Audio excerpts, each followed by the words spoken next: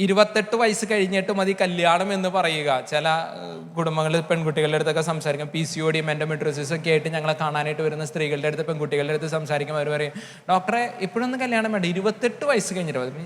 നീ ഇപ്പം 28 വയസ്സ് കഴിഞ്ഞ് അങ്ങോട്ട് വിശ്വസിച്ചോ? ഏത് ഇപ്പം തന്നെ അങ്ങോട്ട് 28 വയസ്സ് കഴിഞ്ഞിട്ട് വിശ്വസിച്ചിട്ട് അങ്ങോട്ട് കല്യാണം കഴിച്ചോ? അല്ല പോരെ, 28 ആയി എന്ന് ഇപ്പോൾ റെക്കോർഡിൽ വരണമെന്നുണ്ട്. ഇപ്പം തന്നെ അങ്ങോട്ട് വിശ്വസിച്ചു, 28 ആയി അങ്ങോട്ട് വിശ്വസിച്ചിട്ട് അങ്ങോട്ട് കുഞ്ഞുങ്ങളെ നോക്കിക്കോ. 28 വയസ്സ് കഴിഞ്ഞിട്ട് കല്യാണം കഴിച്ചാൽ മതി, കല്യാണം കഴിച്ച് കഴിഞ്ഞിട്ട് ഒരു 5 കൊല്ലം കഴിഞ്ഞിട്ട് കുട്ടികൾ മതി എന്നൊക്കെ വിശ്വസിച്ച് നടക്കുന്ന കുറേ പെൺകുട്ടികളും കുറേ മനുഷ്യരും ദമ്പതികളും നമ്മുടെ സമൂഹത്തിലുണ്ട്. ആ സമൂഹത്തിന് മുൻപിൽ ജീവന്റെ സുവിശേഷത്തിന് സാക്ഷ്യം വഹിക്കാനാണ് ദൈവം നമ്മളെ വിളിച്ചിട്ടുള്ളത്. അതുകൊണ്ടാണ് ജോൺ പോൾ രണ്ടാമൻ മാർപ്പാപ്പ യുവ ദമ്പതികളോടായിട്ട് അവർ നമ്മളോട് എല്ലാവരോടുമായിട്ട് പറയുന്നത്, the best gift you can give for your children. നിങ്ങൾക്ക് നിങ്ങളുടെ മക്കൾക്ക് നൽകാവുന്ന ഏറ്റവും നല്ല സമ്മാനം, give them brothers and sisters. You may have to deny them certain material benefits and comforts. നിങ്ങൾ നിങ്ങളുടെ മക്കൾക്ക് ചില സുഖ സൗകര്യങ്ങൾ നിഷേധിച്ചാലും കുഴപ്പമില്ല, but never deny them the presence of brothers and sisters. നിങ്ങൾ അവർക്ക് അനിയന്മാരെയും അനിയത്തിമാരെയും നിഷേധിക്കരുത്.